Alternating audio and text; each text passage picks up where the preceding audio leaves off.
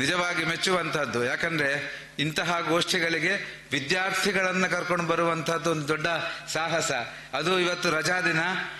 ಶ್ರೇಯಸ್ ಪಾಳಂದೆಯವರು ತವಲ್ಲಿಯ ಸಂಸ್ಕೃತ ಉಪನ್ಯಾಸಕರು ಉಜಿರೆ ಕಾಲೇಜಿನ ವಿದ್ಯಾರ್ಥಿಗಳನ್ನ ಕರ್ಕೊಂಡು ಬಂದಿದ್ದಾರೆ. ಅದಕ್ಕೋಸ್ಕರ ಅವರಿಗೆ ಕೃತಜ್ಞತೆಗಳನ್ನ ಸಮರ್ಪಿಸ್ತಾ ಅವರು ಇಲ್ಲಿ ವೇದಿಕೆಗೆ ಬಂದು ಎಲ್ಲ ವಿದ್ಯಾರ್ಥಿಗಳ ಜೊತೆಗೆ ವೇದಿಕೆಗೆ ಬಂದು ಸರ್ಟಿಫಿಕೇಟ್ ಅನ್ನು ಸ್ವೀಕಾರ ಮಾಡಬೇಕು ಅಂತ ಕೇಳಿಕೊಳ್ತಾ ಇದ್ದೇನೆ. ಇದೇ ರೀತಿಯಿಂದ ನಮಗೆ ಸಿಕ್ಕಿದ್ರೆ ನಾವು ವಿಚಾರಗೋಷ್ಠಿಗಳನ್ನು ತುಂಬಾ ಎಷ್ಟೋ ಮಾಡಲಿಕ್ಕೆ ಸಾಧ್ಯ ಆಗ್ತದೆ. ಅವರು ಸ್ವತಃ ತಮ್ಮ ಕಾರಲ್ಲಿ 8 ವಿದ್ಯಾರ್ಥಿಗಳನ್ನ ಕರ್ಕೊಂಡು ಬಂದಿದ್ದಾರೆ. ದಯವಿಟ್ಟು ಶ್ರೇಯಸ್ ಪಾಳಂದೆಯವರು ಸಂಪನ್ಮೂಲ ವ್ಯಕ್ತಿಗಳಾಗಿ ಪ್ರೊಫೆಸರ್ ವಿಶ್ವನಾಥ್ ಕೆ ಹಂಪಿಹೊಳೆ ಇವರ ಸುಪುತ್ರರಾದ ವಿನಾಯಕ್ ಹಂಪಿಹೊಳೆ ಇವರು, ಅದೇ ರೀತಿ ವಿನಾಯಕ್ ಭಟ್ ಗಾಳಿಮನೆ ಅದೇ ರೀತಿ ನೀಡಿ ಸ್ವಾಗತಿಸಬೇಕಾಗಿ ಪದ್ಮನಾಭ ಮರಾಠೆ ಇವರಲ್ಲಿ ಕೇಳಿಕೊಳ್ತಾ ಇದ್ದೇನೆ. ಚಂದ್ರಶೇಖರ್ ಭಟ್ರು ಬನ್ನಿ, ನಿಮ್ದೊಂದು 5 ನಿಮಿಷ. ಈ ಮುಕ್ತ ಸಂವಾದದಲ್ಲಿ ಬೆಳಿಗ್ಗೆ ಏನು ಚಿಂತನೆ ಬಂತು, ವಿಚಾರ ಬಂತು, ಅದರ ಬಗ್ಗೆ ಯಾರಿಗಾದರೂ ಅನಿಸಿಕೆ ಇದ್ರೆ ಮೈಕ್ ಕೊಡ್ತಾರೆ, ಅದನ್ನು ಹೇಳ್ಬೋದು. ಮತ್ತೆ ಎರಡನೇದು ಅಂತಂದ್ರೆ, ನಾವು ಬೆಳಗ್ಗೆ ಸರ್ ವಿಶ್ವನಾಥ್ ಹಂಪಿಹೊಳೆ ಅವರ ಸಂಸ್ಮರಣೆಯಲ್ಲಿ ಈ ಕಾರ್ಯಕ್ರಮ ಮಾಡ್ತಾ ಇದ್ದೇವೆ. ಹಾಗಾಗಿ ಅವರ ಸುಪುತ್ರ ವಿನಾಯಕ್ ಹಂಪಿಹೊಳೆ ಅವರು ಸಾಫ್ಟ್ವೇರ್ ಎಂಜಿನಿಯರು, ಬೆಂಗಳೂರಿನಲ್ಲಿ ಇರ್ತಾರೆ. ಅವರು ಚಿಂತಕರು ಹೌದು, ಲೇಖಕರು ಹೌದು. ಹೊಸದಿಗಂತಲ್ಲೆಲ್ಲ ನೀವು ಅವ್ರದ್ದು ಲೇಖನಗಳನ್ನು ಪತ್ರಿಕೆಯಲ್ಲೆಲ್ಲ ಕೇಳಿರ್ಬೋದು, ಓದಿರ್ಬೋದು, ಮತ್ತು ಬೇರೆ ಬೇರೆ ರೀತಿಯಿಂದಲೂ ಕೂಡ ಅವರು ತಮ್ಮದನ್ನು ತೋರಿಸಿದ್ದಾರೆ. ಬೆಳಗ್ಗೆ ಅವರ ತಾಯಿ ವಿಶ್ವನಾಥ ಹಂಪಿಹೊಳೆಯವರ ಹೆಂಡತಿ ಒಂದು ಮಾತನ್ನು ಹೇಳಿದರು, ನಾವು ಕುಟುಂಬ ಅಂತ. ಹಾಗೆಯೇ ಈಗ ಸಂಶೋಧನದ್ದು ಮತ್ತು ಹೊಸದಾಗಿ ಒಂದು ಕಮಿಟಿ ಆಗ್ತಾ ಇದೆ. ಅವರೆಲ್ಲರೂ ಅದರೊಳಗೂ ಇರ್ತಾರೆ. ಅದನ್ನು ನಮ್ಮ ಗೌರವ ಕಾರ್ಯದರ್ಶಿಗಳು ಇದು ಮುಕ್ತಾಯ ಆದಮೇಲೆ ಸಮಾರೋಪದ ಹೊತ್ತಿಗೆ ಏನು ಅಂತ ಘೋಷಣೆ ಮಾಡ್ತಾರೆ. ಕಾರ್ಯಕ್ರಮಕ್ಕೆ ಒಂದು ದೊಡ್ಡ ಜವಾಬ್ದಾರಿ. ಅದಕ್ಕೆ ಈಗ ಕಂಡುಕೊಳ್ತಾ ಇದ್ದಿದ್ದು 2 ಡಾಕ್ಟರ್ ಬಂದಿದ್ದಾರೆ, ವೈದ್ಯರು ಎಲ್ಲ, ಮತ್ತು ನಿರಂಜನ್ ಚಿಪ್ಲುಣ್ಕರು ಇದ್ದಾರೆ, ಹಾಗೆ ಕಾರಣಿಕರು ಇದ್ದಾರೆ. ಹಾಗೆ ಎಲ್ಲ ಹೊಸಬರು ಏನಲ್ಲ, ಎಲ್ಲ ಹಳಬರೇ, ನಮಗೆ ಗೊತ್ತಿರುವರೆ. ಮತ್ತು ವೈದ್ಯ ಡಾಕ್ಟರು ಬೆಳಗ್ಗೆ ಬಂದಿದ್ದರು, ಈಗ ಇದ್ದಾರೋ ಇಲ್ಲೋ ಗೊತ್ತಿಲ್ಲ ನನಗೆ. ಆ ರೀತಿಯಾಗಿ ನಾವು ಆಗ ನಾವೆಲ್ಲ ಪೂರ್ವಿಕರು. ಈಗ ಭಾಗವತದ್ದು ಹೇಳಿದ್ರಲ್ಲ, ಭಾಗವತ ಶ್ರವಣ ಮಾಡಿದ ನಾವು ಚಿಂತನೆ ನಮಗೇನೋ ಹೊಸದಾಗಿ ಕಂಡಿದೆ. ಅದು ನೂತನರಿಗೆ ಇದನ್ನು ವಹಿಸಬೇಕಿದ್ರೆ ನಾವು ಪೂರ್ವಿಕರು ಇರ್ತೇವೆ. ಆ ರೀತಿಯಾಗಿ ಇದು ನೂತನವಾಗಿ ನಡೆಸಬೇಕು ಈ 2 ಸಂಸ್ಥೆಗಳನ್ನು. ಮತ್ತು ಅದರ ರೂಪರೇಷೆಗಳನ್ನು ಹೇಗೆ ಅಂತ ನಾವೊಂದು ಸ್ಥೂಲ ಹೇಳ್ತೇವೆ, ಬಿಟ್ಟರೆ ಅದನ್ನು ಅವರೇ ನಡೆಸ್ಕೊಂಡು ಹೋಗ್ತಾರೆ. ಈಗ ಪ್ರಾರಂಭದಲ್ಲಿ ವಿನಾಯಕ ಹಂಪಿಹೊಳೆ ತಮ್ಮ ಅನಿಸಿಕೆಗಳನ್ನು ಹೇಳಬೇಕು ಅಂತ ಹೇಳಿ ಕೇಳ್ಕೊಳ್ತೇನೆ. ಮಹನೀಯರೇ ಹಾಗೂ ಗಣ್ಯರೇ, ಇದು ನಮ್ಮ ತಂದೆಯವ್ರ ಬಗ್ಗೆ ನೆನಪುಗಳ ಮೆಲುಕು ಮಾಡೋದಾದ್ರೆ, ನನಗೆ ಮೊದಲನೇದಾಗಿ ನೆನಪಾಗೋದು ಅವರು ನನಗೆ ತೋರಿಸ್ಕೊಟ್ಟಿದ್ದಂತಹ ಒಂದು ಗುರು ಶಿಷ್ಯ ಸಂಬಂಧ. ಅದು ನಮ್ಮ ಭಾರತೀಯ ಸಂಸ್ಕೃತಿಯಲ್ಲಿ ಯಾವ ರೀತಿ ಇದೆ ಅನ್ನೋದನ್ನ ನಮ್ಮ ತಂದೆಯವರು ಮತ್ತೆ ಅವರ ಗುರುವರಿಂದ ಡಾಕ್ಟರ್ ಡಿ.ಎನ್. ಶಾನ್ಭಾಗ್, ಕೃಷ್ಣಮೂರ್ತಿಯವರು, ಆಮೇಲೆ ಮೋಡಕ್ ಸರ್, ಸೊ ಇವ್ರ ಬಗ್ಗೆ ಎಲ್ಲ ಕೇಳಿದವಾಗಲೇ ನನಗೆ ಒಂದು ರೀತಿ ಗೊತ್ತಾಗಿದ್ದು, ಅಂದರೆ ಅನುಭವದಲ್ಲಿ ನನಗೆ ಗುರು ಶಿಷ್ಯ ಸಂಬಂಧ ಹೇಗಿರುತ್ತೆ, ಭಾರತೀಯ ಸಂಸ್ಕೃತಿಯಲ್ಲೇ ಹೇಗಿರುತ್ತೆ ಅನ್ನೋದು ನಂಗೆ ಗೊತ್ತಾಗಿದ್ದೆ ನಮ್ಮ ತಂದೆಯವರು ಮತ್ತು ಅವರ ಮಿತ್ರ ವೃಂದ ಮತ್ತು ಅವರು ತಮ್ಮ ಗುರು ವೃಂದದೊಂದಿಗೆ ನಡೆಸ್ಕೊಳ್ತಾ ಇದ್ದಂಥ ಒಂದು ರೀತಿ. ಅವರು ಅಕಾಡೆಮಿಕ್ ವಲಯದಲ್ಲಿ ನಮ್ಮ ತಂದೆಯವರಿಗೆ ಒಂದು ರೀತಿ ಅವರು ತಮ್ಮ ನೆಲೆಯನ್ನು ಕಾಣ್ಕೊಳ್ಳಿಕ್ಕೆ, ಸಂಶೋಧನೆಯನ್ನು ಮಾಡಲಿಕ್ಕೆ, ಮತ್ತು ಅದೆಲ್ಲ ಬೆಳಿಗ್ಗೆ ನಾವು ಕೇಳಿದ್ವಿ. ಅವರು ರಿಸರ್ಚ್ ಫೀಲ್ಡಿಗೆ ಹೇಗೆ ಬಂದರು, ಅವಾಗ ಏನೇನು ಕಷ್ಟ ನಷ್ಟಗಳನ್ನು ಅನುಭವಿಸ್ಬೇಕಾಯ್ತು, ಯಾವ್ಯಾವ ಚಾಲೆಂಜ್ಗಳನ್ನು ಸ್ವೀಕರಿಸಬೇಕಾಯ್ತು. ಯಾಕೆಂದರೆ ಸಂಶೋಧನೆ ಅನ್ನೋದೇ ಯಾರೂ ತುಳಿಯದ ಹಾದಿಯನ್ನು ತುಳಿಯೋದು. ಅಂಥದ್ರಲ್ಲಿ ವಾತ್ಸಾಯನ ಕಾಮಶಾಸ್ತ್ರದಂಥ ಒಂದು ವಿಷಯದಲ್ಲಿ PhD ಮಾಡೋದು ಕೂಡ ಒಂದು ದೊಡ್ಡ ಸಾಧನೆ. ಅದು ಕೂಡ 1980ರ ದಶಕದಲ್ಲಿ. ಇದು ಒಂದು ಕಥೆ. ಆದರೆ ನಮ್ಮ ಭಾರತದ ಸಮಾಜದಲ್ಲಿ ಅಕಾಡೆಮಿಕ್ ವಲಯದಲ್ಲೂ ಪಾಂಡಿತ್ಯವನ್ನು ಸಂಪಾದಿಸಿಕೊಂಡು ಪಂಡಿತ ಅಂತ ಅನಿಸ್ಕೋಬಹುದು. ಅದೇ ರೀತಿ ಭಾರತೀಯ ಪ್ರಾಚೀನ ಜ್ಞಾನ ಪರಂಪರೆಗಳ ಮೂಲಕವೂ ಪಂಡಿತರಾದವರು ಇದ್ದಾರೆ. ಸಾವಿರಾರು ವರ್ಷಗಳಿಂದ ಬೇರೆ ಬೇರೆ ಕ್ಷೇತ್ರಗಳಲ್ಲಿ ತಮ್ಮದೇ ಆದ ಒಂದು ಪಾಂಡಿತ್ಯವನ್ನ ಪ್ರದರ್ಶಿಸಿಕೊಂಡು ಅದರಲ್ಲಿ ಪಂಡಿತರಾದವರು ಕೂಡ ಅದು ಅದರದ್ದೇ ಆದ ಒಂದು ದಾರಿಯನ್ನ ಅಥವಾ ಒಂದು ಸಾಧನೆಯನ್ನ ಬೇಡುತ್ತೆ. ನಮ್ಮ ತಂದೆಯವರು ಭಾಗವತ ಪ್ರವಚನದ ಮೂಲಕ ಅವರು ಸಮಾಜದಲ್ಲೂ ಒಂದು ಸಮಾಜ ದೃಷ್ಟಿಯಲ್ಲೂ ಒಂದು ಪಾಂಡಿತ್ಯವನ್ನು ಗಳಿಸ್ಕೊಂಡ್ರು, ಪಂಡಿತರು ಅಂತ ಅನಿಸ್ಕೊಂಡ್ರು. ಬಹುಶಃ ಆ ಕಥೆ ಇಲ್ಲಿ ತುಂಬಾ ಆಸಕ್ತಿಕರ ಅಂತ ಅನಿಸ್ಬೋದು. ಇದು ಶುರುವಾಗಿದ್ದು ನಮ್ಮ ತಂದೆಯವರ ಸೋದರತ್ತೆ, ಅಂದ್ರೆ ನಮ್ಮ ಅಜ್ಜನ ತಂಗಿ. ಅವರಿಗೆ ಭಾಗವತ ಪ್ರವಚನ ಇಡಿಸ್ಬೇಕಿತ್ತು ಮನೆಯಲ್ಲಿ. ಆದರೆ ಅಲ್ಲಿರೋ ಈಗಾಗಲೇ ಬೆಳಗಾವದಲ್ಲಿರುವಂತಹ ಭಾಗವತ ಪ್ರವಚನಕಾರನ್ನ ಕರೆಸ್ಲಿಕ್ಕೆ ಅವರಿಗೆ ಒಂದು ಸ್ವಲ್ಪ ಮುಜುಗರ ಇತ್ತು. ಹೀಗಾಗಿ ಯಾರಾದರೂ ಬೇರೆಯವರನ್ನ ಕರೆಸ್ಬೇಕು, ಪ್ರವಚನ ಮಾಡಿಸ್ಬೇಕು ಅಂದಾಗ ಮೊದಲು ನಮ್ಮ ತಂದೆಯವರಿಗೆ ಕೇಳಿದ್ರು, ನೀನು ಹೇಳ್ತೀಯನಪ್ಪ ಅಂತ. ನಮ್ಮ ತಂದೆಯವರು ನಾನು ಭಾಗವತ ಪ್ರವಚನ ಮಾಡ್ತೀನಿ. ಆವಾಗ ಆಯಿತು, ನಾನು ವ್ಯವಸ್ಥೆ ಮಾಡ್ತೀನಿ. ಅವ್ರು ಆಮೇಲೆ ಎಲ್ಲ ಅಕ್ಕಪಕ್ಕದವರಿಗೆ, ಅವ್ರ ಗುರುತಿನವರಿಗೆ ಎಲ್ಲರಿಗೂ ಕರೆಸಿ ಇಂತಿಂಥ ದಿವಸ 7 ದಿವಸ ಭಾಗವತ ಪ್ರವಚನ ಇರ್ತದೆ, ನೀವೆಲ್ಲರೂ ಬರಬೇಕು ಅಂತೆಲ್ಲ ಹೇಳಿ ಭಾಗವತ ಪ್ರವಚನದ ಏರ್ಪಾಟಾಯಿತು. ಭಾಗವತ ಪ್ರವಚನವೂ ಆಯಿತು. ಆಮೇಲೆ ನಮ್ಮ ಅಜ್ಜಿ ಅಂದರೆ ಅಜ್ಜನ ತಂಗಿ ಎಲ್ಲರ ಕಡೆಯಿಂದ ಫೀಡ್ಬ್ಯಾಕ್ ತಗೊಂಡ್ರು. ಹೇಗೆ ಹೇಳಿದ್ರು? ಚೆನ್ನಾಗಿ ಹೇಳಿದ್ರು, ಹೌದು. ಆಮೇಲೆ ನಮ್ಮ ತಂದೆಯವ್ರನ್ನ ನೆಕ್ಸ್ಟ್ ಟೈಮ್ ಮೀಟ್ ಆದಾಗ ಆವಾಗ ಒಂದು ಮಾತು ಹೇಳಿದ್ರು, ನೋಡಪ್ಪ, ನಾನೊಂದು ಮುಚ್ಚಿಟ್ಟಿದ್ದೆ ವಿಷಯ, ಈಗಲೇ ಹೇಳ್ತೀನಿ, ತಪ್ಪು ತಿಳ್ಕೊಬಾರ್ದು.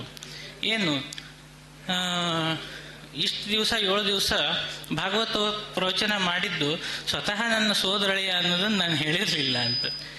ಯಾಕೆ ಅಂತಂದ್ರೆ, ಅಲ್ಲ, ಒಂದು ಸ್ವಲ್ಪ ನೀನು ಹೆಂಗೆ ಪ್ರವಚನ ಮಾಡ್ತೀಯ ನೋಡಿಕೊಂಡು ಆಮೇಲೆ ಒಂದು ಸ್ವಲ್ಪ ಎಲ್ಲರದ್ದು ಫೀಡ್ಬ್ಯಾಕ್ ಚೆನ್ನಾಗಿ ಬಂದರೆ ಹೇಳೋಣ ಅಂತಿದ್ದೆ ಅಂತ. ಸೊ ಇದು ಈ ಒಂದು ಪ್ರಸಂಗ ತುಂಬ ಆಸಕ್ತಿಕರವಾದಂಥ ಒಂದು ಬೆಳವಣಿಗೆ. ಯಾಕೆಂತಂದ್ರೆ ಅಕಾಡೆಮಿಕ್ಸಲ್ಲಿ ಏನೋ ಎಷ್ಟೇ ಸಾಧನೆ ಮಾಡಿರಲಿ ಅದನ್ನು ಪರಂಪರಾಗತ ಸಮಾಜ ಒಮ್ಮೆಲೆ ಹಾಗೆ ಒಪ್ಕೊಂಡ್ಬಿಡುತ್ತೆ ಅನ್ನೋದನ್ನು ನಾವು ಎಕ್ಸ್ಪೆಕ್ಟ್ ಮಾಡಬಾರ್ದು, ಮತ್ತದು ಸಾಧ್ಯವೂ ಇಲ್ಲ. ನಾನು ಇದನ್ನು ನಮ್ಮ ತಂದೆಯವರಿಗೂ ಕೇಳಿದೆ, ನೀನು MA ಮಾಡಿ PhD ಮಾಡಿದ್ರೂ ಕೂಡ ಯಾಕೆ ಈ ಒಂದು ರೀತಿ ಇಮಿಡಿಯೇಟ್ಲಿ ಒಪ್ಕೊಳ್ಳೋಕೆ ಏನು ಕಷ್ಟ? ಇವ್ರು ಭಾಗವತ ಪ್ರವಚನ ಮಾಡಿಬಿಡ್ತಾರೆ. ಅದಕ್ಕೆ ಎನಾಲಜಿ ಆಗಿ ನಮ್ಮ ತಂದೆ ಒಂದು ಉತ್ತರ ಕೊಟ್ಟರು. ಹೀಗೆ ನಿಂತಲ್ಲೇ ಒಂದು ಕಾವ್ಯವನ್ನು ರಚಿಸುವ ಕಲೆಯೇ ಬೇರೆ, ಕನ್ನಡದಲ್ಲಿ ಅಥವಾ ಯಾವುದೇ ಭಾಷೆಯಲ್ಲಿ MA ಮಾಡೋದೇ ಬೇರೆ. ಅದೆರಡು ಬೇರೆ ಬೇರೆ ವಿದ್ಯಮಾನಗಳು. ಕನ್ನಡದಲ್ಲಿ MA ಮಾಡಿದ್ದಾನೆ ಅಂದ ಮಾತ್ರಕ್ಕೆ ತಕ್ಷಣದಲ್ಲಿ ಕಾವ್ಯ ರಚನೆ ಮಾಡುವಂಥ ಒಂದು ಯೋಗ್ಯತೆ ಇದೆ ಅಂತ ಹೇಳಕ್ಕಾಗಲ್ಲ. ಹಾಗೆ ಎಂಥ ಶ್ರೇಷ್ಠ ಕನ್ನಡ ಕಾವ್ಯಗಳು, ಕವಿಗಳು ಎಲ್ಲ ಆಗಿ ಹೋಗಿದ್ದಾರೆ, ಎಲ್ಲರೂ ಏನು MA ಮಾಡಿಲ್ಲ.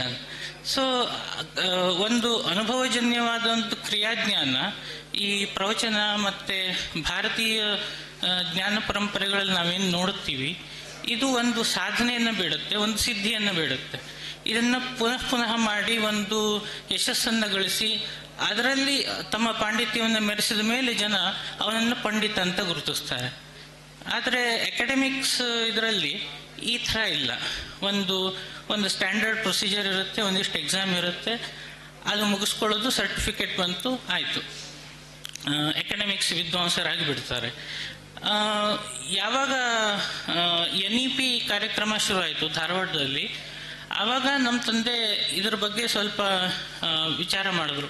ಇದನ್ನು ಹೇಗಾದರೂ ಮಾಡಿ ಬ್ರಿಡ್ಜ್ ಮಾಡಬೇಕು, ಇಲ್ಲವಾದಲ್ಲಿ ಅಕಾಡೆಮಿಕ್ಸ್ ವಲಯದಲ್ಲಿರೋ ವಿದ್ವಾಂಸರು ಅಲ್ಲೇ ಉಳ್ಕೊಳ್ತಾರೆ, ಸಮಾಜವು ಯಾರನ್ನು ವಿದ್ವಾಂಸರು ಅಂತ ಗುರುತಿಸ್ತಾರೋ ಅವರು ತಮ್ಮ ಕ್ಷೇತ್ರದಲ್ಲಿ ಉಳ್ಕೊಳ್ತಾರೆ. ಇವೆರಡು ಒಂದಕ್ಕೊಂದು ಮೀಟ್ ಆಗೋದೇ ಇಲ್ಲ, ಒಂದಾಗೋದೇ ಇಲ್ಲ.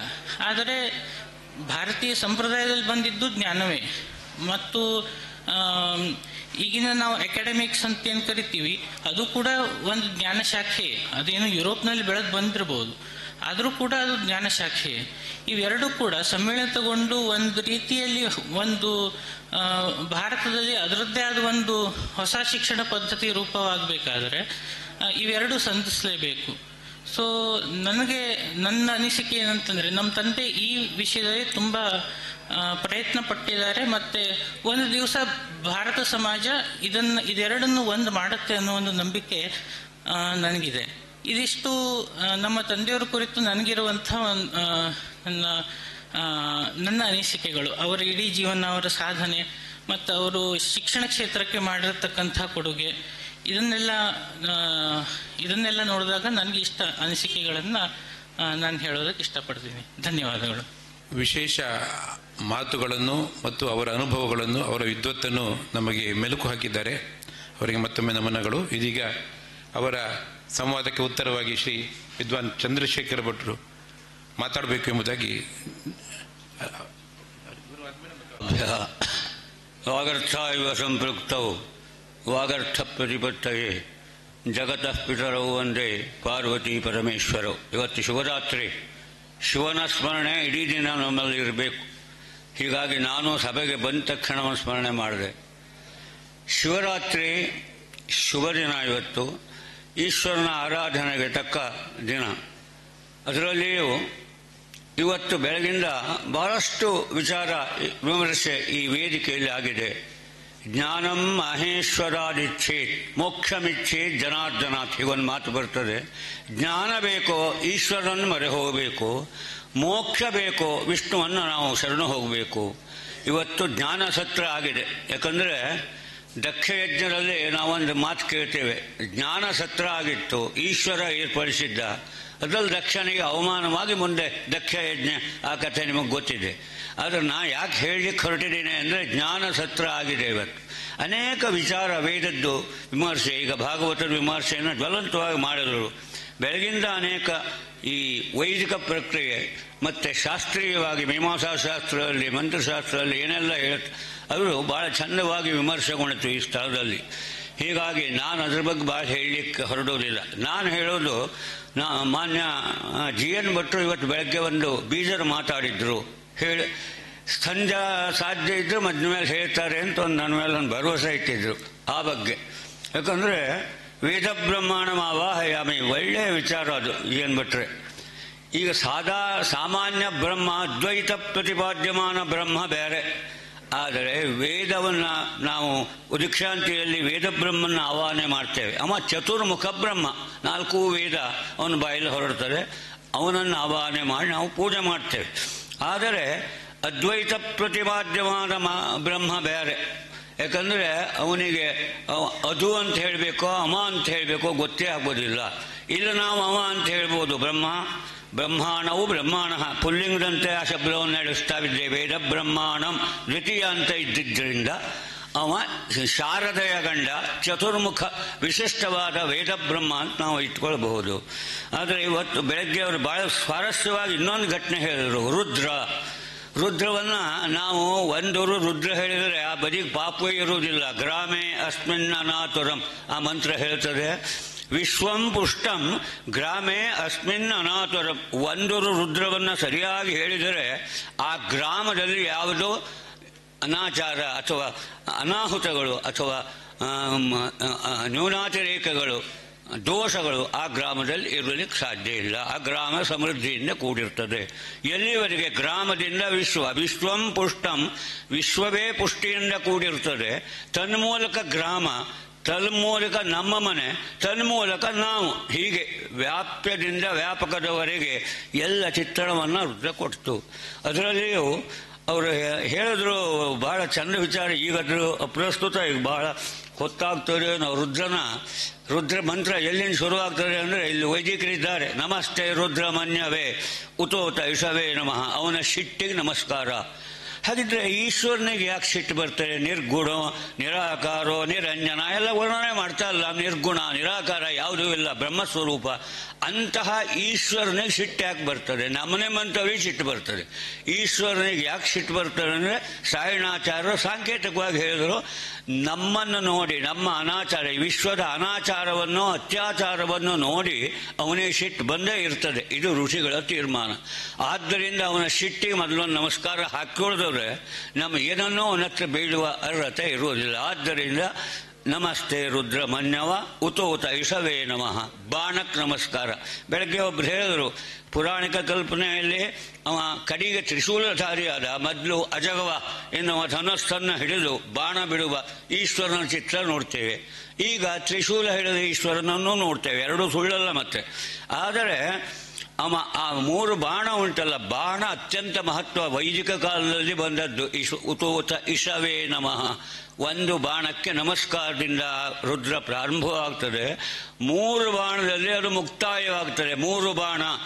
ಈ 3 ಬಾಣ ಪ್ರಪಂಚದ ಸುಸ್ಥಿತಿಗೆ ಕಾರಣವಾಗಬಹುದಾದ ಬಾಣ. ಯಾವುದು? ಅನ್ನ, ನೀರು, ಗಾಳಿ.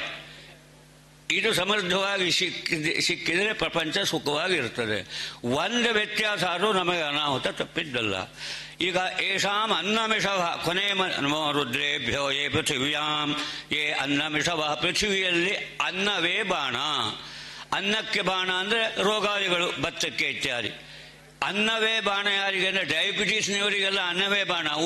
ಡಾಕ್ಟ್ರು ಊಟ ಬಿಡಿ ಹೇಳ್ತಾರೆ, ಯಾಕಂದರೆ ಊಟ ಮಾಡಿದರೆ ರೋಗ ಜಾಸ್ತಿ ಆಗ್ತದೆ. ಅನ್ನವೇ ಬಾಣ, ಅನ್ನಕ್ಕೆ ಬಾಣ. ಅದು ಎರಡೂ ನಿನ್ನ ಕೈಲಿದೆ ಪರಮಾತ್ಮ. ಉಪಸಂಹಾರ ಮಾಡು, ನಮ್ಮ ಮೇಲೆ ಹಿತವಾಗಿ ಪ್ರಯೋಗ ಮಾಡು. ವಾತ ಇಷವಃ, ಮತ್ತೊಂದು ಬಾಣ ವಾತ, ಗಾಳಿ.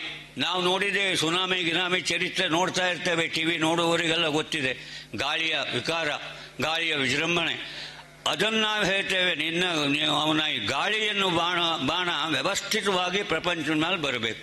ಹೆಚ್ಚು ಬಂದರೂ ಅನಾಹುತ, ಬರದೇ ಇದ್ರೂ ಅನಾಹುತ. ಆದ್ದರಿಂದ ಗಾಳಿಯು ಅವನ ಬಾಣ, ಅದಕ್ಕೊಂದು ನಮಸ್ಕಾರ. ಈಶ್ವರನ ಇನ್ನೊಂದು ಬಾಣ ವರ್ಷಮಿಷವಃ, ಮಳೆ. ಈ ವರ್ಷ ಹೆಚ್ಚಾದರೆ ಅತಿವೃಷ್ಟಿ, ವರ್ಷ ಅಂದರೆ ಮಳೆ ಇಲ್ಲದಿದ್ದರೆ ಅನಾವೃಷ್ಟಿ. ಎರಡೂ ಲೋಕದ ಅನಾಹುತಕ್ಕೆ ಕಾರಣ. ಅದಕ್ಕೆ ನಾವು ಕೇಳ್ತೇವೆ ಸರಿಯಾಗಿ ಈ ಬಾಣ ಪ್ರಯೋಗ ಮಾಡೋ. ಮಳೆ ಬೆಳೆ ಸರಿಯಾಗಬೇಕು. ಮಳೆ ಬೆಳೆ ಇದೆ, ಹೀಗೆ ಉಂಟು ಆ ಶಬ್ದ ಪ್ರಯೋಗ. ಹೀಗಾಗಿ ಅನ್ನ, ನೀರು, ಗಾಳಿ ಪ್ರಪಂಚದಲ್ಲಿ ವ್ಯವಸ್ಥಿತವಾಗಿ ಇರಬೇಕು ಅಂತ ರುದ್ರಾನುಷ್ಠಾನ ಆಗಬೇಕು. ಈ 3 ಬಾಣವ ಸುರಕ್ಷಿತವಾಗಿ ಈಶ್ವರನಿಂದ ನಮಗೆ ಈ ಪ್ರಪಂಚಕ್ಕೆ ಪ್ರಯೋಗಿಸಲ್ಪಟ್ಟರೆ ನಾವು ಧನ್ಯರಾಗ್ತೇವೆ. ಇನ್ನೊಂದು ದೃಷ್ಟಿಯಿಂದ ಇವತ್ತು ಶಿವರಾತ್ರಿ ಆದ್ದರಿಂದ ಕೇಳಿದ್ದನ್ನು ಕೊಡುವುದಕ್ಕೆ ಶಿವನಷ್ಟು ದೊಡ್ಡ ದೇವರು ಯಾರೂ ಇಲ್ಲ. ಪುರಾಣ ಕಲ್ಪನೆ ಇದ್ದವರು ಹೇಳ್ಬೋದು, ಬ್ರಹ್ಮನೂ ಅಲ್ಲ ವಿಷ್ಣುವೂ ಅಲ್ಲ. ಕೇಳಿದ್ದನ್ನೇ ಕೊಡುವ. ಬೇಕಾದ್ರೆ ನೋಡಿ, ಅವನಿಗೆ ಆಶುತೋಷ ನಮಃ ಪುರೋಹಿತರಿದ್ದಾರೆ. ಆಶುತೋಷ ಬ್ಯಾಗ್ ಖುಷಿ ಪಡ್ತಾನೆ, ಬ್ಯಾಗ್ ಒಲಿತಾನೆ ಅಂತ ಅರ್ಥ ಆಶುತೋಷ ಅಂದರೆ. ಅವನಿಗೆ ಇವತ್ತು ಒಂದು ಅನುವಾಕ ನಮಃ ಸೋಮಾಯಚ ಅಂತ ಅವನ ತಲೆ ಮೇಲೆ ನೀರು ಹಾಕಿದ್ರು ಅವನಿಗೆ ತುಷ್ಟಿ ಆಗ್ತದೆ. ಶಿವರಾತ್ರಿ ದಿನ ಅಂತಲ್ಲ, ಪ್ರತಿದಿನವೂ. ಆದ್ದರಿಂದ ಅವ್ರು ಹೇಳಿದ್ದಾರೆ, ಬೆಳಗ್ಗೆ ಈ ನಾಮಕರ ಬಗ್ಗೆ ಹೇಳಲು ಹೊತ್ತಾಗ್ತದೆ. ಈ ನಮಸ್ಕಾರ 2 ನಾಮಕ್ಕೆ ಬರ್ತದೆ, 3 ನಾಮಕ್ಕೆ ಬರ್ತದೆ. ಕೊನೆಗೆ ಮೊದಲೇ ನಮಃ ಸೋಮಾಯಚ ರುದ್ರಾಯಚ ನಮೋ ಉಗ್ರಾಯಚ ಭೀಮಾಯಚ ನಮೋ ಅಗ್ರೇ ವಧಾಯಚ ದೂರೇ ವಧಾಯಚ. ಇಲ್ಲೆಲ್ಲ ನಮಸ್ಕಾರ ಮೊದಲು ಬಂತು, ಮೊದಲು ಕೊನೆಗೆ ಬಂತು, ಆಮೇಲೆ ಮಧ್ಯದಲ್ಲಿ ಬಂತು, ಕೊನೆಗೆ ಮೊದಲೇ ನಮಸ್ಕಾರ ಬಂತು. ಈ ನಮಸ್ಕಾರ ಯಾಕೆ? ಅವನ ಸಿಟ್ಟನ್ನು ತಣಿಸಬೇಕು. ಅವ ಜಲಧಾರಾ ಪ್ರಿಯ ಶಿವ. ಈಶ್ವರನಿಗೆ ಇನ್ಯಾವುದೂ ಪ್ರೀತಿ ಇಲ್ಲ. ಜಲಧಾರೆ, ರುದ್ರ ಮಂತ್ರದಿಂದ ಧಾರೆ. ಯಾಕೆ ಅವನಿಗೆ ಜಲಧಾರೆ ನಾವು ಕೊಡಬೇಕು ಅಂದ್ರೆ, ಆದರೆ ರುದ್ರೋವಾ ಏಷ ಯದಗ್ನಿ ತಸ್ಯೈತೆ ತನವವು ಘೋರಾನ್ಯ ಶಿವಾನ್ಯ. ಇದು ಸ್ಮೃತಿ ಹೇಳ್ತದೆ. ಅವನ ಶರೀರ ರುದ್ರ ಸ್ವರೂಪ. ಈಶ್ವರನೇ ಅಗ್ನಿ, ಅಗ್ನಿಯೇ ಈಶ್ವರ. 3ನೇ ಕಣ್ಣಲ್ಲಿ ಅಗ್ನಿ ಇದ್ದಾನೆ. ರುದ್ರೋವಾ ಏಷ ಯದಗ್ನಿ ತಸ್ಯೈತೆ ತನವವು. 2 ಶರೀರ, ಒಂದು ಘೋರ ಶರೀರ, ಇನ್ನೊಂದು ಅಘೋರ ಶರೀರ. ಘೋರ ಶರೀರ ಅಂದರೆ ಅದು ಬಹಳ ನೋಡಲಿಕ್ಕೆ ಆಗುವುದಿಲ್ಲ. ಪಿನಾಕ ತನ್ನ ಕಪರ್ದ ಎನ್ನುವ ಜಟಾಜೂಟವನ್ನು ಬಿಚ್ಚಿ ಹರಡಿ ಪ್ರಪಂಚವನ್ನೇ ನಾಶ ಮಾಡುವುದಕ್ಕೆ 3ನೇ ಕಣ್ಣನ್ನು ಬಿಡಲಿಕ್ಕೆ ಉದ್ಯುಕ್ತನಾದ ಹರ ಇದ್ನಲ್ಲ, ಅದು ಘೋರ ರೂಪ, ನೋಡಲಿಕ್ಕೆ ಸಾಧ್ಯ ಇಲ್ಲ. ಆದರೆ ಅವ ಅಘೋರ ಅಂದರೆ ಶಾಂತನಾಗಬೇಕು. ಅವನ ಘೋರತೆ ನಿವೃತ್ತಿಯಾಗಿ ಅವನ ಶಾಂತ ಆಗಬೇಕು ಆದರೆ, ಅವನ ಸಿಟ್ಟು ತಣಿಸಬೇಕು ಆದರೆ ಅವನ ತಲೆ ಮೇಲೆ ನೀರು ಹಾಕಬೇಕು. ಈಗ ನಮ್ಮಲ್ಲಿ ಸಿಟ್ಟು ಬಂದು ಕುಣಿಯುವವರಿಗೆ ತಲೆ ಮೇಲೆ ಒಂದು ತಮಗೆ ನೀರು ಹಾಕಲು ಹೇಳೋದಿಲ್ವ? ಸಿಟ್ಟು ಬಂದು ಕುಣಿಯುವವರಿಗೆ ನೀರು ಹಾಕ್ತಾ ಇರಬೇಕು ನೋಡಿ, ಯಾಕಂದರೆ ಸಿಟ್ಟು. ಈಶ್ವರನಿಗೂ ಸಿಟ್ಟು ತಣಿಸಬೇಕು. ರುದ್ರ ಮಂತ್ರವನ್ನು ಹೇಳ್ತಾ ಅವನ ತಲೆ ಮೇಲೆ ಅನನ್ಯ ಜಲಾಧಾರ. ಹೀಗೆ ಒಂದೊಂದು ಸೌಂಟ್ ಹಾಕಿದ್ರೆ ಪ್ರಯೋಜನ ಇಲ್ಲ. ಅದು ಅವಿಚ್ಛಿನ್ನವಾದ ಧಾರೆ ಈ ಈಶ್ವರಲಿಂಗದ ಮೇಲೆ ಬೀಳಬೇಕು. ಇನ್ನೊಂದು ದೃಷ್ಟಿಯಿಂದ ನೀರಿಗೆ ಜೀವನ ಅಂತ ಹೆಸರು. ಆಪಸ್ತ್ರೀ ಅಮರಕೋಶದಲ್ಲಿ ನೀರ ಕ್ಷೀರಾಂಬ ಸಂಬರಂ ಹೇಳ್ಬರ್ತಾರೆ. ಅಮರಕೋಶದಲ್ಲಿ ನೀರಿಗೆ ಜೀವನ ಅಂತೇ ಕರೆದರು. ಇಲ್ಲಿ ನೀರನ್ನು ಹಾಕೋದು ಇದರ ಉದ್ದೇಶ ನಮ್ಮ ಜೀವನವನ್ನೇ ಅವನಿಗೆ ಸಮರ್ಪಣೆ ಮಾಡಿಕೊಡ್ಬೇಕು. ಸಂಕೇತ, ಅದು ಸಿಂಬಲ್. ಹೀಗಾಗಿ ಇಂತಹ ಈಶ್ವರ ಆಶುತೋಷ. ಆದ್ದರಿಂದ ಸ್ವಲ್ಪ ಸ್ತುತಿ ಮಾಡಿದರೂ ನಾವು ಪುರಾಣದಲ್ಲಿ ನೋಡ್ತೇವಲ್ಲ, ಆ ರಾವಣನ ತಪಸ್ಸಿಗೆ ಒಲೆದ ಈಶ್ವರ. ಬೇಕಾದ ಕೇಳು. ಅವ ಪಾರ್ವತಿಯನ್ನೇ ಕೇಳ್ದ. ನಿಮಗೆ ಭೂಕೈಲಾಸ ಕಥೆ ಗೊತ್ತಿದೆ. ಕೊಟ್ಟ, ದಕ್ಕಲಿಲ್ಲ ಬೇರೆ. ಹಾಗೆ ಈಶ್ವರಲಿಂಗ ಆತ್ಮಲಿಂಗ ಕೇಳ್ದ, ಅದು ಕೊಟ್ಟ, ದಕ್ಕಲಿಲ್ಲ. ನಾ ಹೇಳೋದು, ಈ ಕೇಳಿದ್ದನ್ನ ಕೊಡುವುದಕ್ಕೆ ಅತ್ಯಂತ ಮುಕ್ತ ಹಸ್ತ ಯಾರು ಕೇಳಿದ್ರು ಈಶ್ವರ. ಬಾಕಿ ದೇವರು ಸ್ವಲ್ಪ ಕಂಜೂಸಿ, ಅವರಿಗೆ ತಪಸ್ಸು ಜಾಸ್ತಿ ಬೇಕು ಕಾಣ್ತದೆ. ಈಶ್ವರ ಮಾತ್ರ ಕೇಳಿದ್ದನ್ನು ಆ ಕ್ಷಣ ಕೊಡ್ತಾನೆ. ಆದ್ದರಿಂದ ಇವತ್ತಿಗೂ ನಮ್ಮಲ್ಲಿ ವಾರ್ಷಿಕವಾಗಿ ಇದು ಏಕಾಶರುದ್ರೋ ಶತರುದ್ರೋ ಈಶ್ವರಾರಾಧನೆ ಮಾಡ್ತಾ ಇರ್ತಾರೆ. ಯಾಕೆ ಕೇಳಿದರೆ ಕೇಳಿದ್ದನ್ನು ಕೊಡ್ತಾನೆ. ಕೇಳಿದ್ದನ್ನು ಹೇಗೆ ಈಶ್ವರನಲ್ಲಿ ಕೇಳಬೇಕು ಅಂತ ನಮಗೆ ಈಶ್ವರನೇ ಪ್ರತ್ಯಕ್ಷ ಅದನ್ನು ಹೇಳಲಿಕ್ಕೆ ಕಷ್ಟ ಆಗ್ತದೆ. ಅದು ಕೇಳಿದರೆ ಇದು ಬಿಟ್ಟು ಹೋಗ್ತದೆ, ಇದು ಕೇಳಿದರೆ ಅದು ಬಿಟ್ಟು ಹೋಗ್ತದೆ. ಅದಕ್ಕೆ ವ್ಯವಸ್ಥೆ ಮಾಡೋದು. ಕ್ಷಮೆ ಅಂದರೆ ಏನು? ಮತ್ತು ನನಗೆ ಅಲ್ಲಿ ಎಲ್ಲಿಂದ ಕೇಳಿದ್ರು ವಾಜಶ್ಚಮೆ ಪ್ರಸವಶ್ಚಮೆ ಎಷ್ಟು ವ್ಯವಸ್ಥಿತವಾಗಿ ವೈಜ್ಞಾನಿಕವಾಗಿದೆ. ವಾಜಶ್ಚಮೆ ಅನ್ನ ಕೊಡು, ಮೊದಲು ಬದುಕಲಿಕ್ಕೆ ಅನ್ನ ಬೇಕು. ಅನ್ನದ ಉತ್ಪತ್ತಿ ಕೊಡು, ಸಂಜೆಗೂ ಊಟ ಮಾಡಬೇಕಲ್ಲ. ಪ್ರಸವಶ್ಚಮೆ ಪರ್ಯತಿಶ್ಚಮೆ ವಿಸ್ತಾರವಾದ ಅನ್ನ ಕೊಡು, ಶುದ್ಧವಾದ ಅನ್ನ ಕೊಡು, ಕದನ್ನ ಬೇಡ. ಹೀಗೆ ವ್ಯವಸ್ಥಿತವಾಗಿ ಕ್ಷಮೆಯಲ್ಲಿ ನಮ್ಮ ಬಗ್ಗೆ ಋಷಿಗಳು ಕೇಳ್ಕೊಂಡಿದ್ದಾರೆ. ಆಮೇಲೆ ಅತ್ಯಂತ ಮಹತ್ವ ಶಂಚಮೆ ಮಯಶ್ಚಮೆ. ಎಷ್ಟಿದ್ರೂ ಈ ಒಳಗೆ ಸಮಾಧಾನ ಅನ್ನೋದು ಬೇರೆ, ಅದು ಈಶ್ವರನೇ ಕೊಡಬೇಕು. ಶಂಚಮೆ ಮಯಶ್ಚಮೆ. ಶಂ ಅಂದರೆ ಒಳಗಿನ ಸಮಾಧಾನ, ಮಯಶ್ಚಮೆ ಅಂದರೆ ಇಂದ್ರಿಯದ ಸಮಾಧಾನ, ಒಳಗಿನ ಹೊರಗಿನ ಶಾಂತಿ ಬೇಕು. ಆದರೆ ಈಶ್ವರನಂತೆ ನಾವು ಕೇಳ್ಕೊಳ್ಬೇಕು. ಈ ಕ್ಷಮೆ ವ್ಯವಸ್ಥಿತವಾಗಿ ಅದನ್ನೆಲ್ಲ ಕೇಳಿದ ಕೊನೆಗೆ ಭುವನಶ್ಚಾಧಿಪತಿಶ್ಚ ಅಲ್ಲಿವರೆಗೆ ಕೇಳಿದ್ರು. ನಮಗೆ ಕೇಳಲಿಕ್ಕೂ ಗೊತ್ತಾಗುವುದಿಲ್ಲ. ಅವ್ರು ಕೇಳಿದ್ದಾರೆ ಭುವನಶ್ಚ, ಇಡೀ ಜಗತ್ತಿನಲ್ಲಿ ಏನೆಲ್ಲ ಇದೆಯೋ ಅದನ್ನಲ್ಲಿ ತನಗೂ ಬರಲ್ಲಪ್ಪ. ಭುವನಶ್ಚಾಧಿಪತಿಶ್ಚ, ಸಾಧ್ಯವಾದರೆ ನಾವು ದೊಡ್ಡಣ್ಣ, ಅಮೆರಿಕ ದೊಡ್ಡಣ್ಣ ಹೇಳ್ತಾರಲ್ಲ, ನಾವು ಭುವನದ ಅಧಿಪತಿ ಆಗುವಂಥ ಯೋಗ ನನ್ನ ಹಣೆಯಲ್ಲಿ ಬರೆದಿದ್ದು ನೀನು ಕೊಡಪ್ಪ. ಭುವನಶ್ಚಾಧಿಪತಿಶ್ಚ ಹೇಳಿ ಬಿಡ್ತಾರೆ. ಯಾಕೆ ಇದನ್ನು ಹೇಳುವ ಸಂದರ್ಭ ಅಂದರೆ ಇವತ್ತು ಶಿವರಾತ್ರಿ, ಅವ ಕೊಡುಗೈ ದೊರೆ. ನಾವು ಸ್ವಲ್ಪ ಆದರೂ ಅವನ ಆರಾಧನೆ ಮಾಡಿದರೆ ಬಹುಶಃ ನಮಗೆ ಏನೆಲ್ಲ ಬೇಕೋ ಅವನೇ ಗೊತ್ತೋದು ಕೊಡ್ತಾನೆ ಅಂತ. ಹೀಗಾಗಿ ಶಿವರಾತ್ರಿಯ ಶುಭ ದಿನದಲ್ಲಿ ಇವತ್ತು ವಿಶ್ವನಾಥ ಹಂಪಿಯವರ ಸಂಸ್ಮರಣೆ, ಇದು ಬಹಳ ಸಂಯುಕ್ತವಾದದ್ದು. ದೇವತಾ ದಿನ ಇವತ್ತು, ಉತ್ಸವದ ದಿನ. ಇವತ್ತು ಅಂತಹ ಪುಣ್ಯಾತ್ಮರ ಒಂದು ಸಂಸ್ಮರಣೆ ಮಾಡುವುದು ಉಂಟಲ್ಲ. ಯಾಕಂದರೆ ವಸು ರುದ್ರ ಆದಿತ್ಯ ರೂಪದಲ್ಲಿ ಸಂದಾಗಿ ಎಷ್ಟು ವರ್ಷ ಆಯ್ತಾನೆ ಅವರು 70 ಆಗಿತ್ತಂತೆ.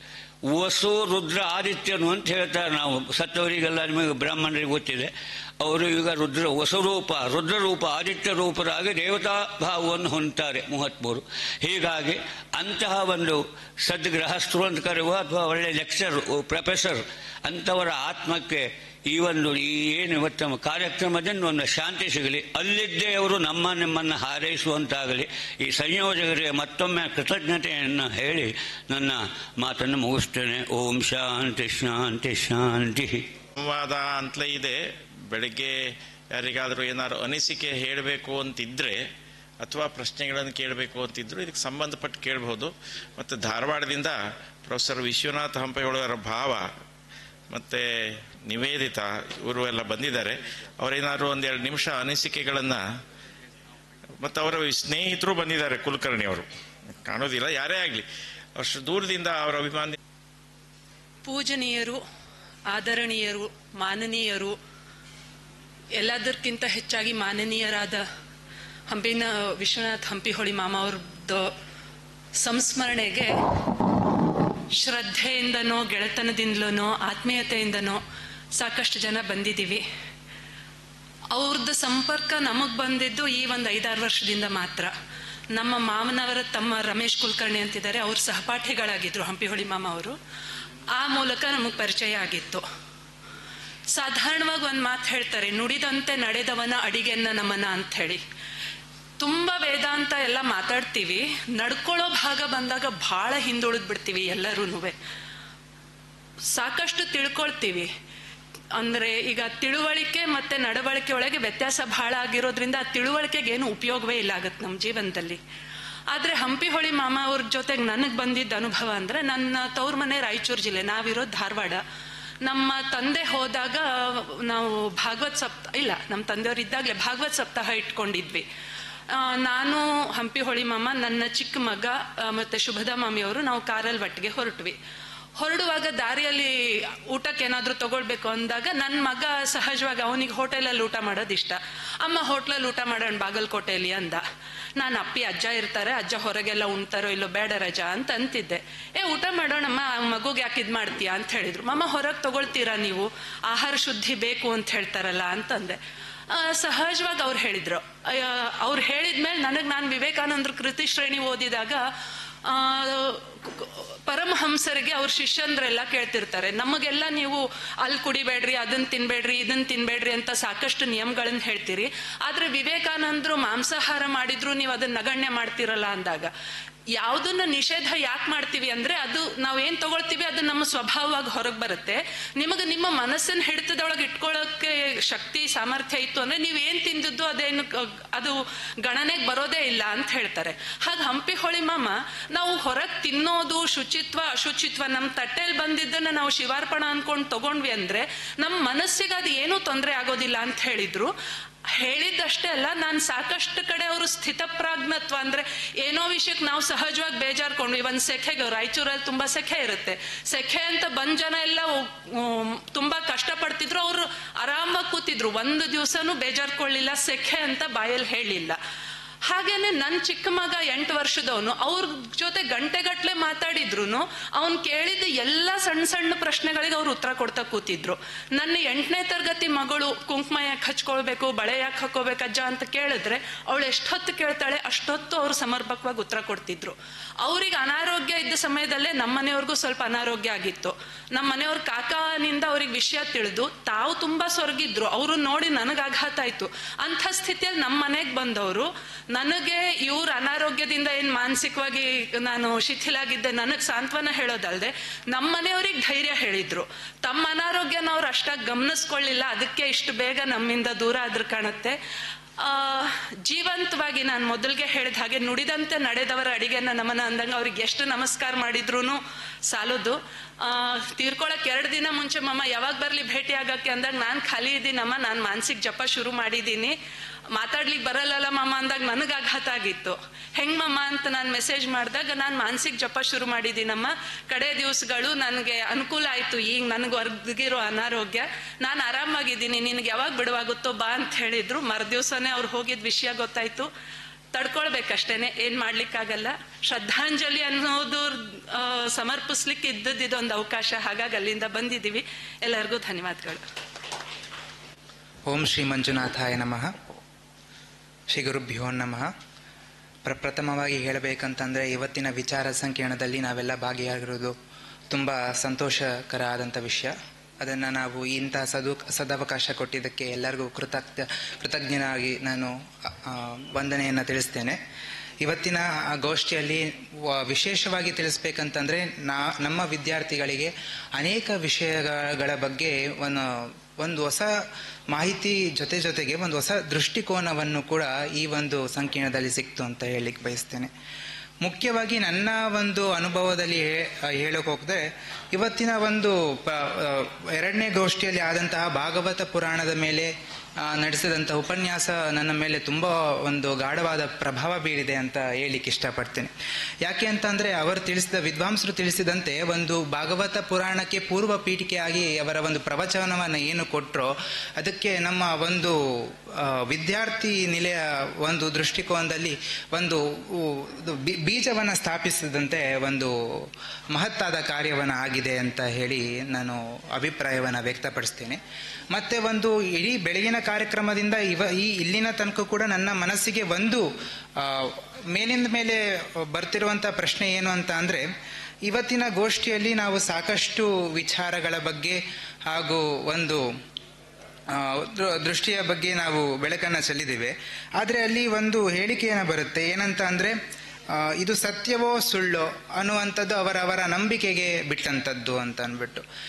ಯಾಕಂದರೆ ಅಲ್ಲಿ ಹಲವಾರು ಬಗೆಯಾದಂತಹ ಒಂದು ವಾದ ವಿವಾದಗಳು ಮೇಲ್ ಬರುತ್ತೆ. ಒಂದು ಕಡೆ ತಿಳಿಸ್ತಾರೆ ಅಂತಂದರೆ ಏನಂತಂದರೆ, ನಮ್ಮ ಜ್ಞಾನವನ್ನು ಪರಿಪೂರ್ಣವಾಗಿಸ್ಕೊಳ್ಬೇಕು ಅಂತಂದರೆ ಮೊದಲಿಗೆ ಅದು ನಮ್ಮ ಅನುಭೂತಿಗೆ ಬರಬೇಕು ಅಂತ ಅಂದ್ಬಿಟ್ಟು.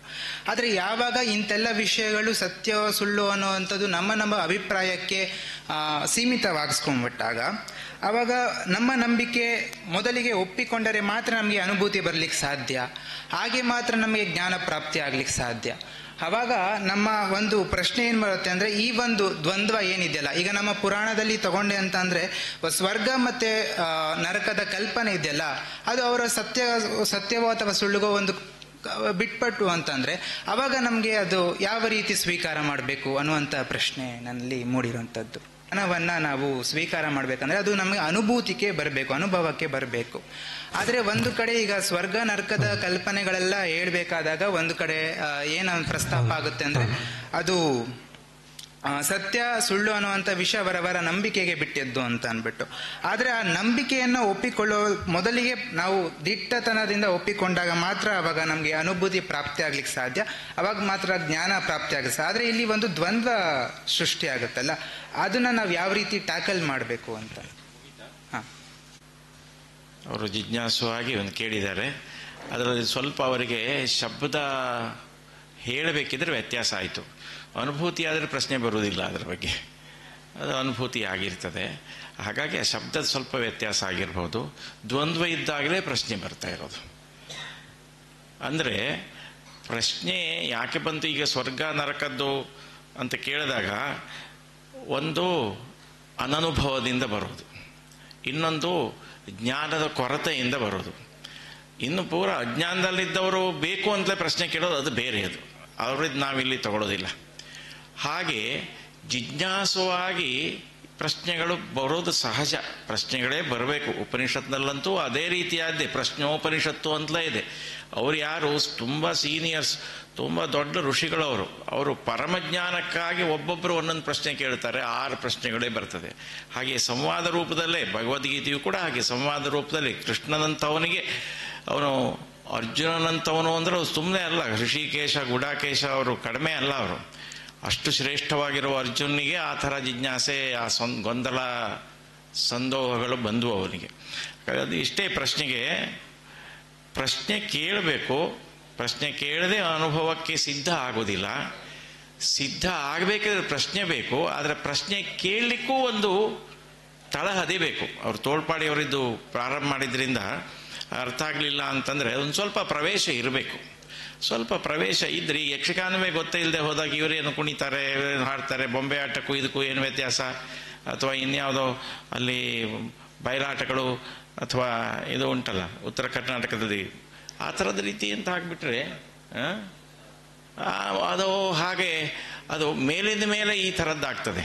ಆ ಮೇಲಿಂದ ಬಿಟ್ಟು ನಿಜವಾದ ಪ್ರಶ್ನೆ ಕೇಳಲಿಕ್ಕೂ ಒಂದು ಪ್ರವೇಶ ಇರಬೇಕು. ಈಗ ಕೃಷ್ಣ ಅರ್ಜುನ ಪ್ರಶ್ನೆ ಕೇಳಿದ, ಅವನಿಗೆ ಪ್ರವೇಶ ಇದೆ, ಅವನಿಗೆ ಗೊತ್ತಿದೆ. ಗೊತ್ತಿದ್ಕೊಂಡು ಯಾಕೆ ಪ್ರಶ್ನೆ ಆಯಿತು ಅಂದರೆ ಈ ಗೊಂದಲದ್ದಾಯ್ತು. ಅವನಿಗೆ ಕರ್ತವ್ಯಕ್ಕಿಂತ ಕಾರುಣ್ಯ ಜಾಸ್ತಿಯಾಗಿ ಬಂದು ಹೋಯ್ತು. ಅದು ಕೂಡ ಕ್ಷೇತ್ರ ಅಲ್ಲ, ಅದು ಆ ಕಾರುಣ್ಯಕ್ಕೆ ಕ್ಷೇತ್ರ ಅಲ್ಲ, ಅದು ನಿಜವಾಗಿ ಆ ರೀತಿಯಾಗಿ ಬಂತದ್ದು. ವಿವರಿಸ್ಲಿಕ್ಕೆ ಹೇಳೋದಿಲ್ಲ. ಅದು ಪ್ರಶ್ನೆಗೆ ಅಷ್ಟೇ. ದ್ವಂದ್ವ ಇದ್ದಾಗ ಬರ್ತದೆ, ಜಿಜ್ಞಾಸು ಆದಾಗ ಬರ್ತದೆ, ಜ್ಞಾನವನ್ನು ಗಳಿಸಬೇಕು ಅಂತ ಹೇಳಿದಾಗಲೂ ಪ್ರಶ್ನೆ ಬರ್ತದೆ, ಸಂದಿಗ್ಧತೆ ಇದ್ದಾಗಲೂ ಪ್ರಶ್ನೆ ಬರ್ತದೆ. ನೆರೆದಿರುವಂತಹ ಎಲ್ಲ ಸಹೃದಯರಿಗೆ ವಂದಿಸುತ್ತಾ, ಇಂದಿನ ಈ ಶಿವರಾತ್ರಿ ಸಂದರ್ಭದಲ್ಲಿ ಆ ಮಹಾಶಿವನಿಗೂ ನಮಿಸ್ತಾ ಒಂದೆರಡು ಮಾತುಗಳು ಅಧ್ಯಕ್ಷನ ನೆಲೆಯಲ್ಲಿ ಅಲ್ಲ. ಯಾಕೆಂದರೆ ಈ ಒಂದು ಕಾರ್ಯಕ್ರಮವನ್ನು ಅದರ ರೂಪುರೇಷೆಯನ್ನು ಹಾಕ್ಕೊಳ್ತಾ ಇದ್ದಾಗ ಚಿನ್ನಂಶ ಪದ್ಮನಾಭ ಮರಾಠಿಯವರು ಆ ಟೈಮ್ನಲ್ಲಿ ನನಗೆ ಫೋನ್ ಮಾಡಿ ಹೇಳಿದರು, ನೀವೊಂದು ಕಾರ್ಯಕ್ರಮಕ್ಕೆ ಬರಬೇಕು, ಈ ಒಂದು ಮುಕ್ತ ಸಂವಾದದಲ್ಲಿ ಅಧ್ಯಕ್ಷತೆಯನ್ನು ವಹಿಸಬೇಕು ಅಂತ. ನಾನು ಹೇಳಿದೆ, ನಾನು ಖಂಡಿತ ಇದಕ್ಕೆ ಸೂಕ್ತ ವ್ಯಕ್ತಿ ಅಲ್ಲ. ಯಾಕೆಂದರೆ ನಾನು ವೃತ್ತಿಯಲ್ಲಿ ಇಂಜಿನಿಯರ್ ಹಾಗೂ ಶಿಕ್ಷಕ. ಕಳೆದ ಒಂದು 35 ವರ್ಷದಿಂದ ಇಂಜಿನಿಯರಿಂಗ್ ಕಾಲೇಜಿನಲ್ಲಿ ಶಿಕ್ಷಕನಾಗಿ, ಕಳೆದ 12 ವರ್ಷದಲ್ಲಿ ಪ್ರಾಂಶುಪಾಲನಾಗಿ ಕೆಲಸ ಮಾಡ್ತಾ ಇದ್ದೇನೆ. ಹಾಗೆ ಇನ್ ಆ್ಯಂಡ್ ಔಟ್ ನಮ್ಮ ಒಂದು ಕಾರ್ಯಕ್ಷೇತ್ರವೇ ಬೇರೆ. ಹಾಗೂ ಇಂದಿನ ಈ ಒಂದು ಏನು ಒಂದು ದಿವಸದ ಗೋಷ್ಠಿ ಇದೆ, ಇದರಲ್ಲಿ ಆಗ್ತಾ ಇರುವಂತಹ ವಿಚಾರಗಳು, ಅದರ ಪರಾಮರ್ಶೆಗಳು ಕೂಡ ಬೇರೆ. ಹಾಗಾಗಿ ನಾನು ಈ ಒಂದು ಸ್ಥಾನಕ್ಕೆ ಸೂಕ್ತ ಅಲ್ಲ ಅಂತ ಹೇಳಿದಾಗ ಅವರು, ತೊಂದರೆ ಇಲ್ಲ, ನಿಮಗೆ ಏನು ಗೊತ್ತಿಲ್ಲ, ನೀವು ಅದಕ್ಕೆ ಹಾಗೆ ನೀವು ಸೂಕ್ತ, ಇಲ್ಲಿ ಬಂದಾಗ ನಿಮಗೆ ಕೆಲವು ವಿಷಯ ಗೊತ್ತಾಗ್ತದೆ, ನೀವು ಬನ್ನಿ ಅಂತ ಹೇಳಿದರು.